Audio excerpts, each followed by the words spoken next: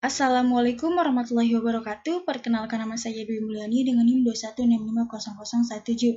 Pada kali ini saya akan mereview tugas besar pada manajemen proyek TI, di mana pada kali ini kita akan membahas manajemen risiko proyek.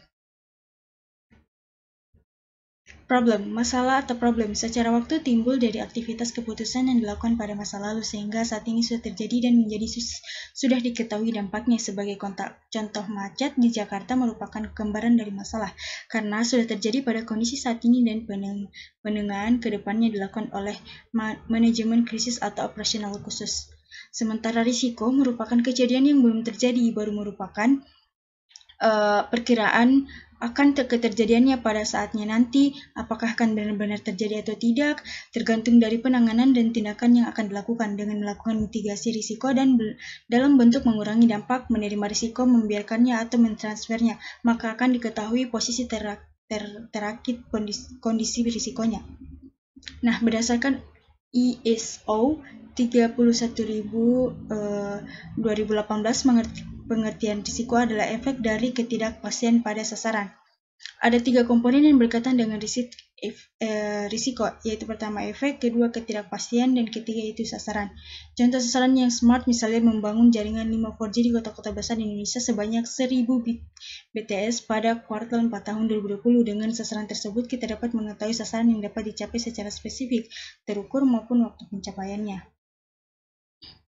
Risiko. Menurut Kamus Risiko adalah kemungkinan kerugian dan kecelakaan. Definisi dari risiko proyek adalah sebuah ketidakpastian yang dapat berdampak positif atau negatif bagi proyek.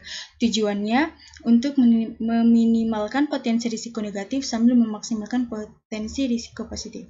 Nah, manajemen risiko proyek mengidentifikasi, menganalisa, merespon terhadap risiko yang ada selama proyek agar tujuan proyek tercapai. Manajemen risiko, di mana dia terbagi menjadi 2, pengendalian risiko dan pendanaan risiko. Nah, pengendalian risiko ini ada risk avoidance, segregation, loss prevention, loss reduction, dan non-insurance transfer, serta pendanaan ini terbagi menjadi 2, risk retention dan risk transfer. Dalam pengelolaan perusahaan secara umum, fungsi penerapan manajemen risiko pada tingkat perusahaan adalah memperkuat analisis pencapaian strategi perusahaan, memudahkan dalam membentuk keputusan, dan 3, meningkatkan produktivitas perusahaan. Proses manajemen risiko proyek, di mana dia perencanaan manajemen risiko, identifikasi risiko, melakukan analisa risiko kualitatif, melakukan analisa risiko secara kuantitatif, merencanakan respon terhadap risiko, dan monitoring pengendalian risikonya. Perencanaannya dia terbagi input, teknik, dan outputnya. Nah, inputnya bisa kita lihat pada layar, teknik serta outputnya.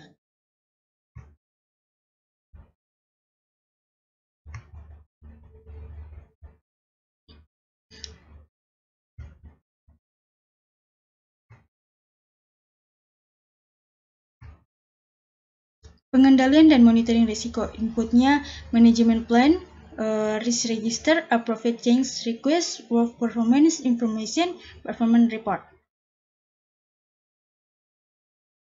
Risiko negatif dan risiko positif. Risiko negatif melibatkan pemahaman terhadap potensi masalah yang memungkinkan terjadi dalam proyek dan bagaimana risiko tersebut dapat menghambat proyek. Risiko positif adalah risiko yang dihasilkan oleh sesuatu yang baik, kadang disebut peluang atau kesempatan. Strategi risiko negatif, avoid, transfer, dan mitigate. Nah, avoid, penghindaran risiko melibatkan perubahan rencana manajemen untuk menghilangkan ancaman oleh risiko merugikan, mengisolasi tujuan proyek dari dampak risiko atau mengundurkan tujuan proyek dari dampak risiko atau mengundurkan tujuan dalam bahaya. Nah, transfer, pemindahan risiko mensyaratkan penggantian penerima dampak negatif dari pemilik pihak ketiga. Mitigate, pengurangan peluang dan atau dampak peristiwa berisiko merugikan ke ambang atau batas yang dapat diterima. Nah, untuk positifnya ada exploit, share, dan enhance. Nah, exploit itu memastikan bahwa kesempatan risiko positif dapat direalisasi. Sementara share yaitu alokasi kepemilikan kepada pihak ketiga yang memiliki kemampuan terbaik menangkap peluang manfaat proyek. Nah, yang ketiga yaitu memodifikasi ukuran kesempatan dengan meningkatkan peluang dan atau dampak positif dengan mengidentifikasi dan memaksimalkan pengendali kunci dari risiko berdampak positif. Nah, perencanaan manajemen risiko, outputnya di mana dokumen rencana pengolahan risiko berisi prosedur yang mengolah risiko sepanjang proyek, isi dokumen manajemen risiko, metodologi, daftar jabatan dan tanggung jawab, kategori risiko, dampak dan probabilitas risiko, serta dokumentasi risikonya. Rencana kontingensi, di mana aksi yang dilakukan oleh tim proyek apabila sebuah risiko benar-benar terjadi. Nah, fallback plans, rencana yang dikembangkan untuk risiko berdampak sangat tinggi pada keberhasilan proyek. Kategori-kategori risiko, yaitu pasar, finansial, teknologi, manusia, dan proses. Risk breakdown struktur, gambaran tingkat kategori risiko dari sebuah proyek digunakan untuk mengidentifikasi dan mengkategorikan risikonya. Nah, berikut contoh risk breakdown strukturnya. Potensi risiko negatif dikaitkan dengan knowledge area. Proses memahami potensi kejadian yang dapat menghambat atau membantu sebuah proyek, di mana alat bantu dan metode untuk mengidentifikasi risiko, brainstorming, DLP, interview, analisis SWOT.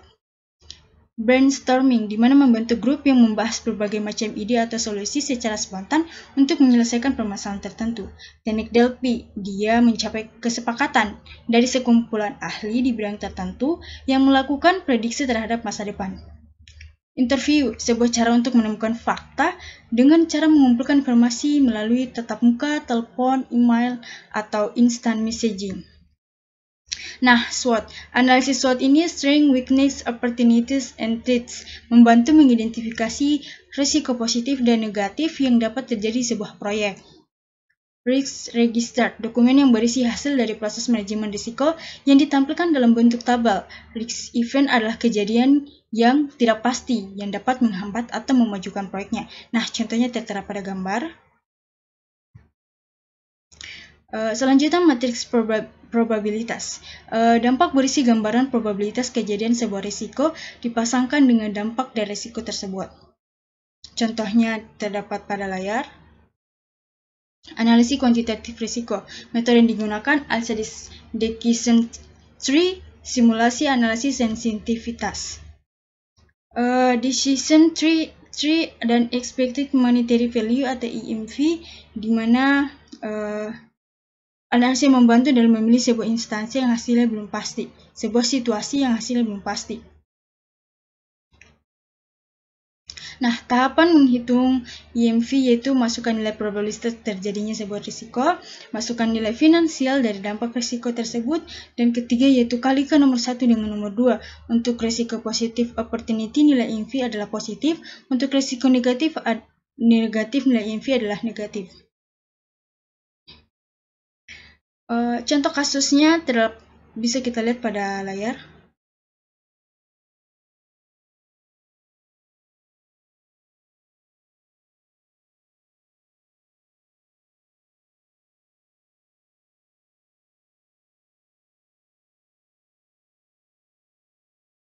Strategi respon terhadap risiko negatif. Risk avoidance, mengeliminasi memungkinkan terjadi risiko, di mana kedua risk reduction menerima risiko dengan syarat tingkat keparahan dari terjadi risiko tersebut lebih rendah daripada tingkat toleransi risiko proyek. Strategi respon terhadap risiko negatif. Risk transfer mengalihkan tanggung jawab risiko kepada pihak luar proyek, misalnya dengan menggunakan asuransi. Nah, sementara risk mitigation usaha untuk mengurangi probabilitas atau konsekuensinya bahaya yang diakibatkan oleh risiko. Sementara untuk strategi respon terhadap risiko positif, eksploitasi risiko memastikan semua hal telah dipersiapkan agar probabilitas terjadi risiko dapat meningkatkan. Membagi risiko, berkolaborasi dengan departemen atau pihak lain untuk mengeksploitasi risiko positif. Meningkatkan risiko, usaha yang dilakukan agar sebuah risiko positif dapat terjadi, menerima risiko positif yang sudah terjadi. Risiko residual, risiko yang terjadi setelah memperhitungkan kontrol yang sudah dijalankan dalam rangka pengurangan dampak dari risiko utama, risiko kejadian perampokan aset barang dalam gudang. Risiko ini masih terjadi dengan tingkat yang lebih kecil walaupun sudah dipasang alarm. atau CCTV dalam gudang tersebut, risiko yang tetap ada setelah semua strategi respon telah diimplementasikan. Itulah tadi yang dapat saya sampaikan, lebih dan kurangnya mohon dimaafkan. Wabillahi taufiq wal hidayah. Wassalamualaikum warahmatullahi wabarakatuh.